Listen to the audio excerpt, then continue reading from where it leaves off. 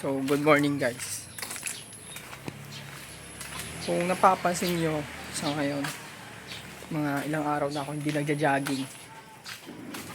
Yung goal ko nga kasi is mag-bulk, magpalaki ng katawan.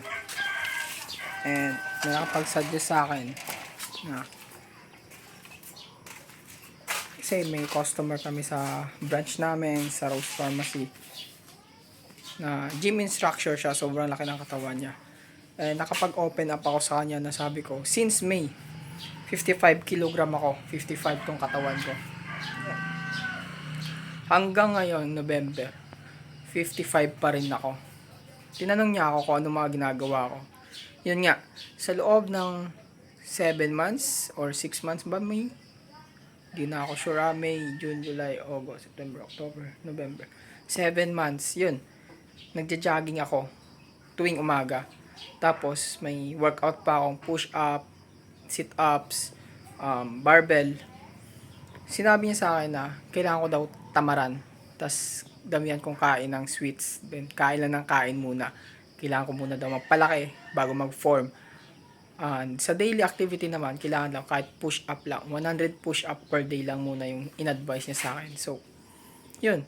Kapag open ka talaga sa improvement, kailangan talaga, kapag gusto mo talaga ng improvement, kailangan mo talaga maging open sa suggestion. And I will try na yun yung gagawin ko.